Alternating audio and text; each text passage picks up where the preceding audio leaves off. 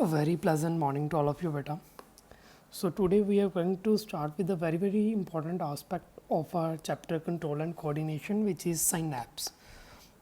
Beta, very important topic. Almost every year in 2 marks or 3 marks, a question is always expected from this particular chapter and specifically from synapse. But let's study what is synapse. So beta, synapse is basically gap junction. It is a gap junction between terminal ends of axon of one neuron and dendrites of another neuron. Now suppose see here, this particular is the nerve endings of axon and here it is dendrites, and the junction between both of these is called as synapse. Okay, got the point?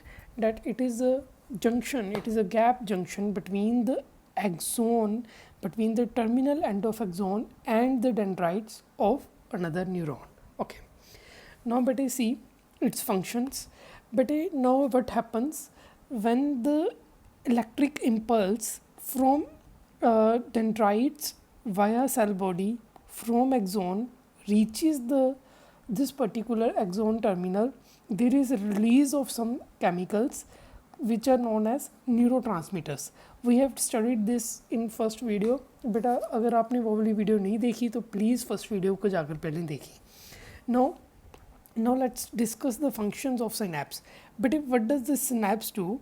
It transmits the nerve impulses between two neurons. Now these chemicals, once they are released in the synapse, they will be uptaken by these dendrites.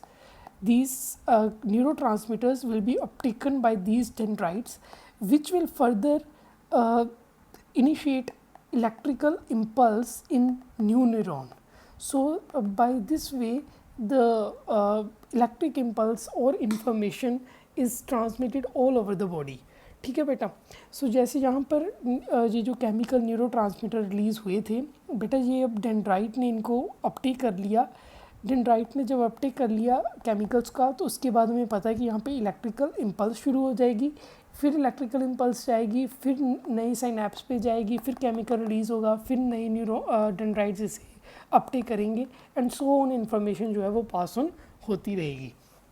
सो बेटा यही यहाँ पे लिखा है, the chemicals released at the axonal end travel through the synapse start a similar electric impulse in the dendrite of next neuron.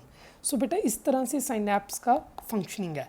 Second function क्या है कि ये जो साइनेप्स होते हैं ना बेटा, ये इंश्योर करते हैं कि नर्व इम्पल्स है वो एक ही डायरेक्शन में मूव करे. यानी कि ऐसा नहीं हो सकता कि इस डेंड्राइट से इस एक्सोन की तरफ जो है वो इम्पल्स चल बढ़े. सो साइनेप्स का ये फंक्शन है कि ये एक्सोन की से डेंड्राइट की तरफ ही हमेशा इंफॉर्मेशन को ट्रांसमिट करवाएगा और वन पर्टिकुलर डायरेक्शन में ही जो नर्व है, डेट इज़ फॉरवर्ड डायरेक्शन में ही जो नर्व इम्पल्स है वो ट्रांसमिट करेगी. एंड बेटा सिनेप्स का एक और काम है कि ये इम्पल्सिस को न्यूरॉन से अदर सेल्स तक भी पहुंचाने में मदद करता है, जैसे कि मसल सेल और glands. We will study this later in our reflex sections. Okay बेटा, now coming to next slide. It is about neuromuscular junction. बेटा see what happens in neuromuscular junction. It is basically a synapse junction. So we have talked about this particular in third point, that synapse allows delivery of impulses from neuron to muscle cells. So बेटा इसी की बात हो रही है कि ये यहाँ पे synapse होगा. सपोज करो अब ये एक न्यूरॉन है,